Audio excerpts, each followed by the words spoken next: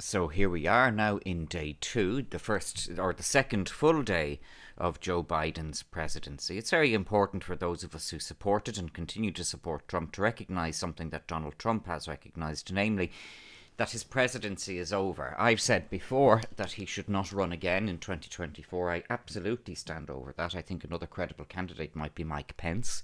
But who knows, because 4 years ahead is an aeon.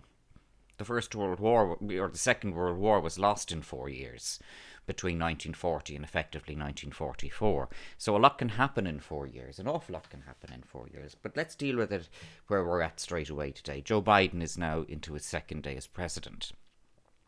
I had a video up yesterday, part one of this series of Rainbows and Unicorns. Biden now has a Democratic Congress, so they can implement their entire agenda to repair everything that Orange Man Bad did. Orange Man Bad is now Orange Man Gone, so he has now gone down to Mar-a-Lago to a warm response from locals down there. And there's no excuse anymore to say what an evil individual Trump is. So it's over to the Democrats now, and let's see what's happening. Well, the excellent Jimmy Dore Show, which I am a Patreon of and which I recommend people follow, has, as of about 2 days ago, or I think only yesterday, got a new episode dealing with a strike in New York. The strike in New York is by labourers in, I think it's called off the top of my head, Hunt Point Produce Distribution Centre. That is the biggest fruit and veg, and I think it might deal with meat, distribution centre in North America. They've gone on strike. And the reason why they've gone on strike, Jimmy Dore doesn't actually get to the root of the reason why they've gone on strike. Now, Jimmy Dore is excellent, but I'm carrying on from what he has said by saying that sometimes a very vicious strike can start when those workers cross a threshold where it is actually more expedient for them not to have the job than to retain the job. That has happened in Hunt Point. Those people working in Hunt Point no longer want to do that job because the wage isn't good enough, and secondly, the conditions of employment are not good enough for what they're getting. They'd rather be sacked. Now there's a problem. When you have workers in that situation, now there's a problem. It looks like the Teamsters Union, which had been the plaything for Jimmy Hoffa for a long time, the Teamsters Union appears to have done what all the unions these days are doing and has sided with the employers.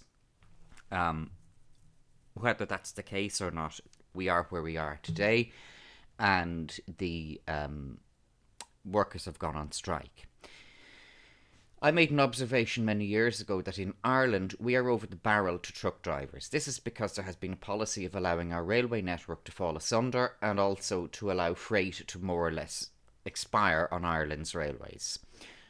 I evaluated, I'm digressing somewhat now from the topic of rainbows and unicorns under Joe Biden, but I evaluated just through my own observation of going on Irish trains that our railway network is operating at 35% capacity. That is a cumulative 35%. In other words, that's a figure I reached evaluating the entire total performance of the Republic of Ireland's rail network. I would say that Northern Ireland Railways is operating at 25%. Anyway,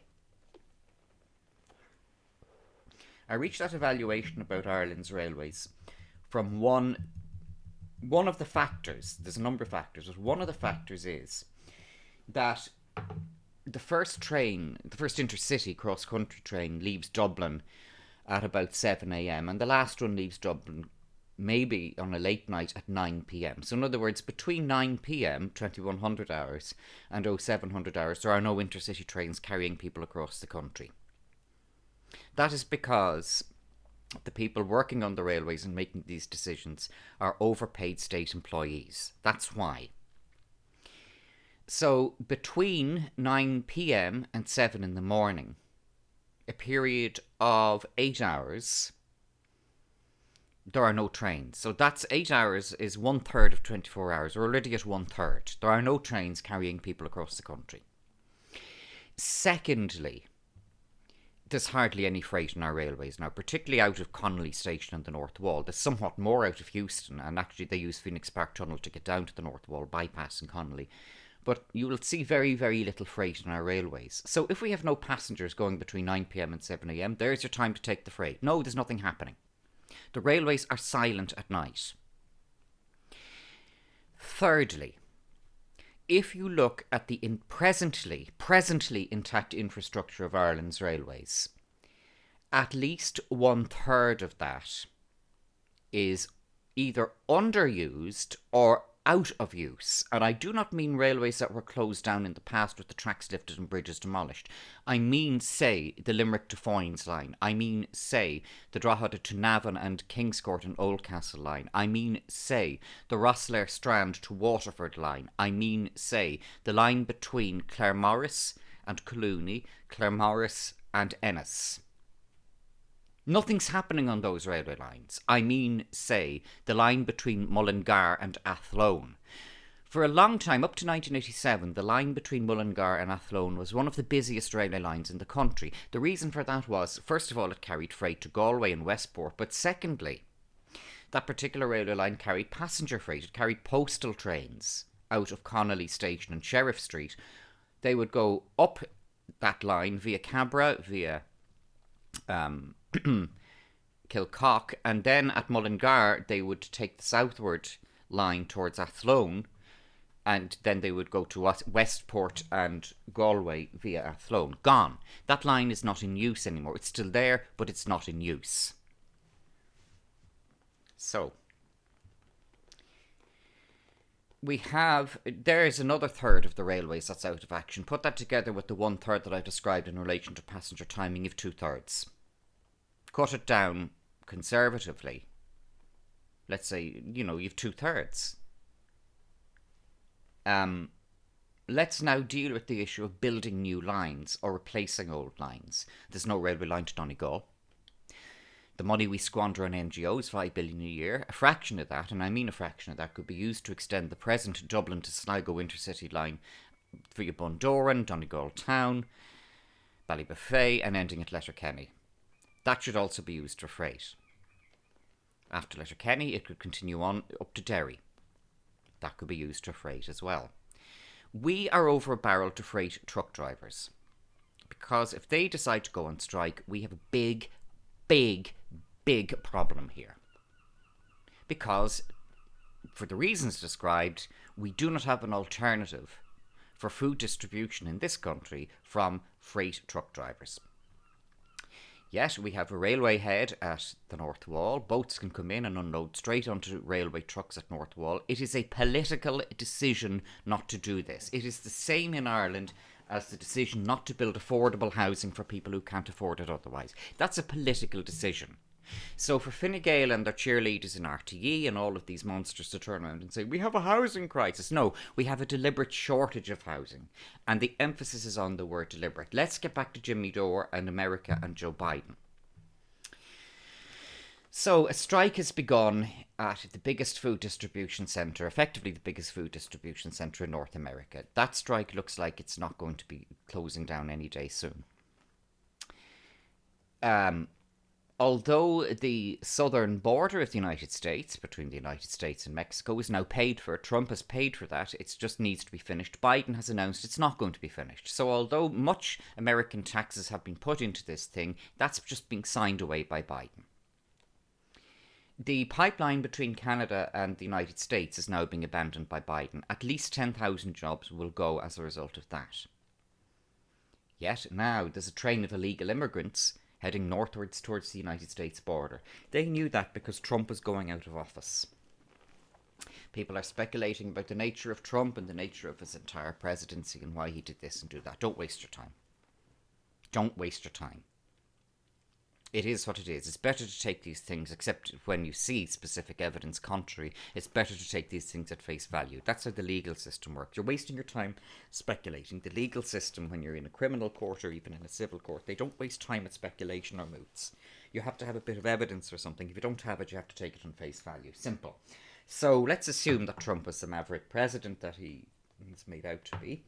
Let's assume that he was the outsider that he was made out to be. All of these important innovations that he brought in, for example, regarding closing the borders at the south end of the United States, for example, the pipeline, all of these things, they've come to an end. People are now seeing, in fact, or they should be beginning to see, if they're not completely in the cult of Orange Man Bad, which so many of them are, that Trump was actually holding things together. That's something many will find uncomfortable, but alas, it's true. Trump was holding things together. But, we've got rainbows and unicorns coming in with Biden, apparently. As I said in my previous video, he has till Irish time, midnight at the end of Monday coming. The rainbows and unicorns we expect will be in place at the end of that. According to the Jimmy Dore Show, riots haven't ended, but that will end. Don't worry, that will end, because the rainbows and unicorns will take care of that. I am being sarcastic, I am being ironic. Maybe it's not fitting. But the reality is that we are in crazy land here at the moment. We have now entered a full clown world situation here. So we might as well be ironic, I suppose.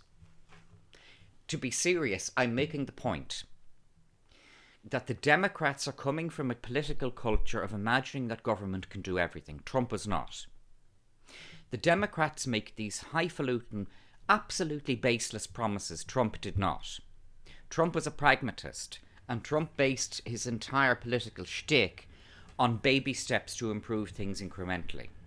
No, the Democrats are saying, without being specific about it, that they're going to come in and sort it all out. Their cheerleaders in the particularly woke, craven Irish media are just parroting everything that they come out with. They're parroting it in a second rate and 3 days later type of way, but parroting it they are. So, if there is a strike that disrupts the major food distribution centre of North America, there is going to be a domino effect from that. The domino effect from that will be seen in a day-to-day basis at ground floor level through food shortages. That's what it will be seen from. Food shortages. This has the potential to have a much bigger knock-on effect. And I don't like being alarmist, because all the tinfoil hats are alarmist all the time. They've been alarmist since I went on the internet about 15 years ago. I've been hearing this. You know, we've been hearing this for a long time. But the reality is, and Stixie predicts this, the Dem-pression. Yeah, the Dem-pression. Trump kept things going in his own Trumpish way and in his own incremental baby steps, erratic way, but he did, my goodness, Trump did keep things going, but he is gone. Trump is gone, guys. You have to accept this. A lot of the tinfoilers don't accept this. Sorry, guys, he doesn't care. Trump's gone.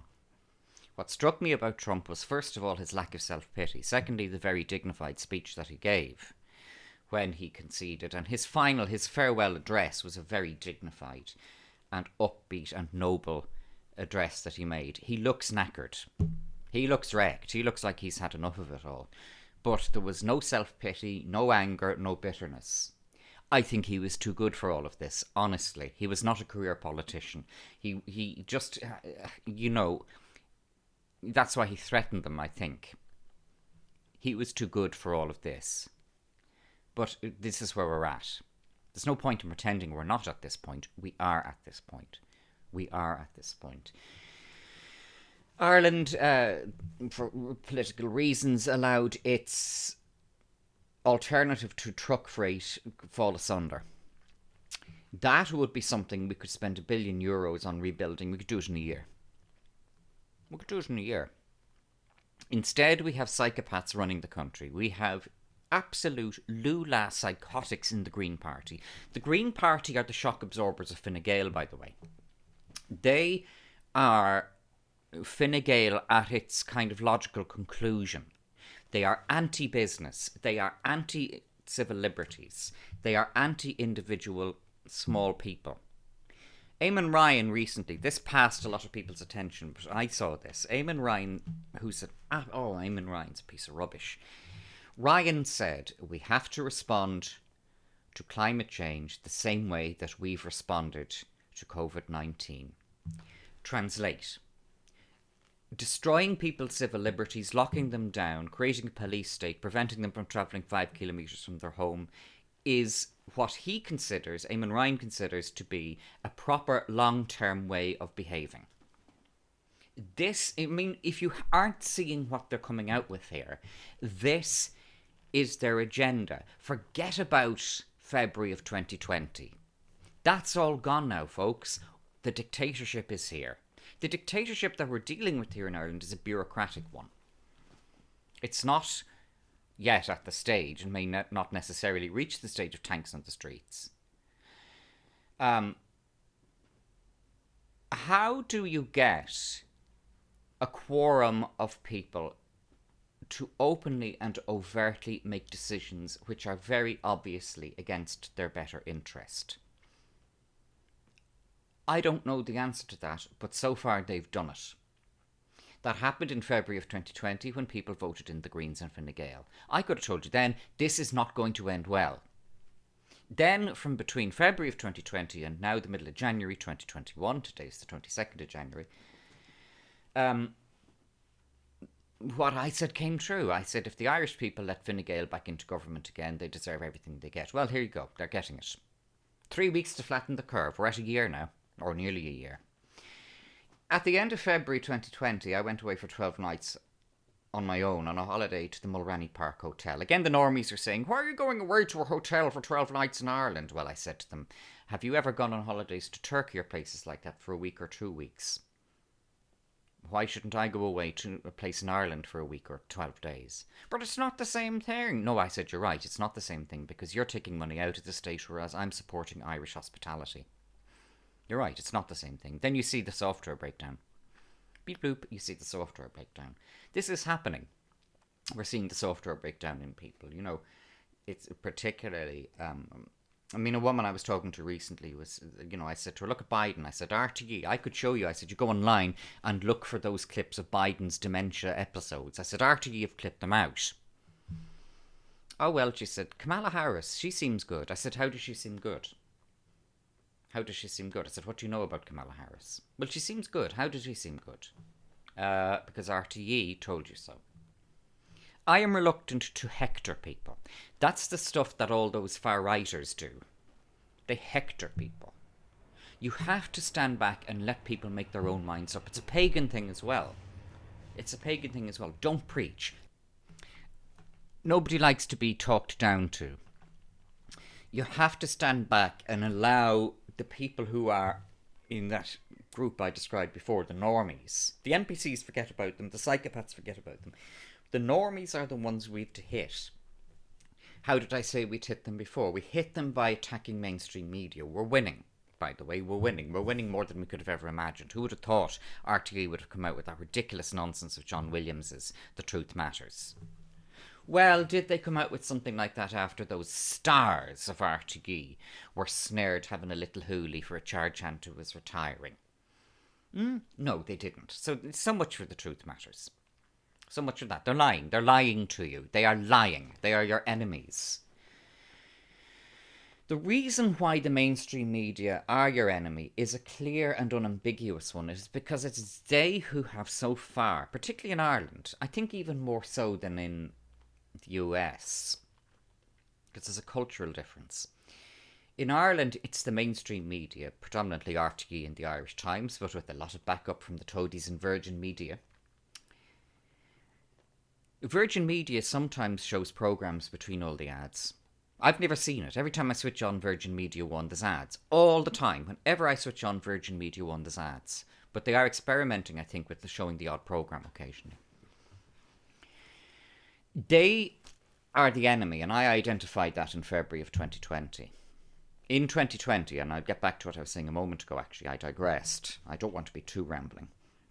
I went away on a 12-day holiday to the Mulranny Park Hotel. I went on my own. I got the train from Dublin to Westport.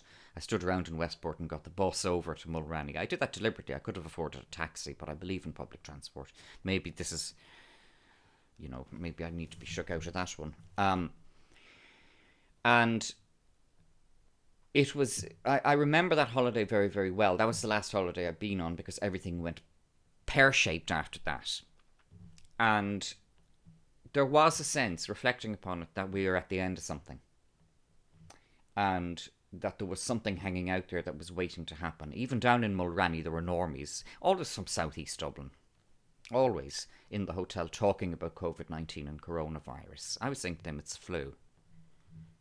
It's a flu, I said to them. No.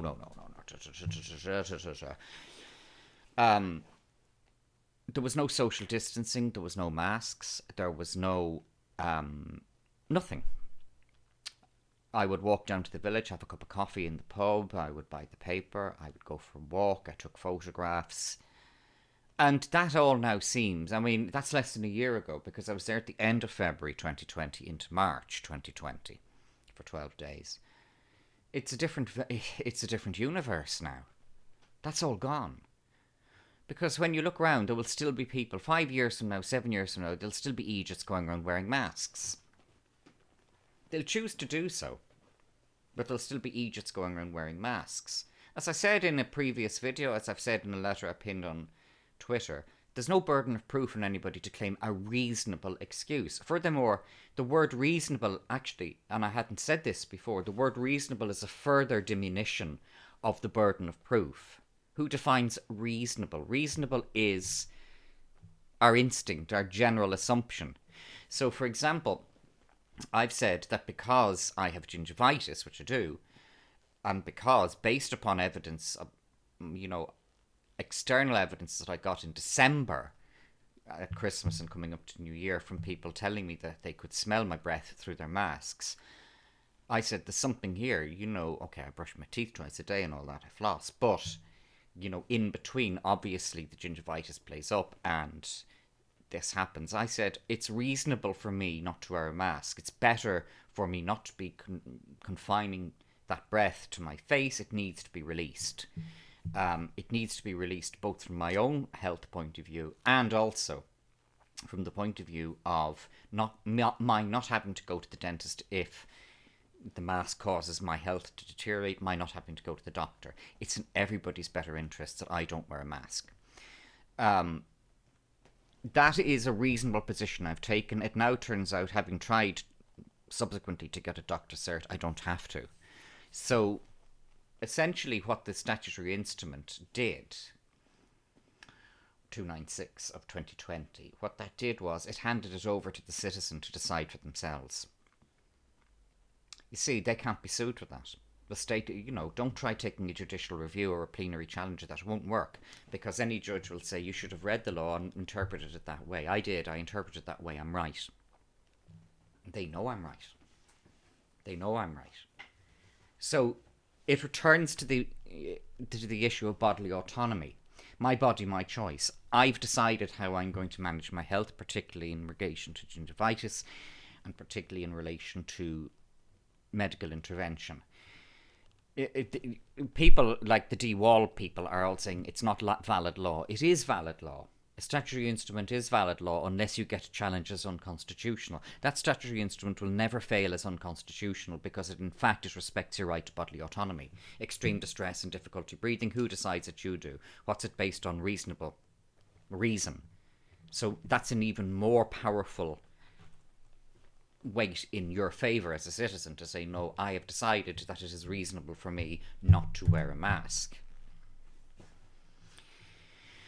So looking back at the United States, it looks like in reality that a lot of things are going to escalate quite quickly under the Biden presidency and that things are going to deteriorate fast.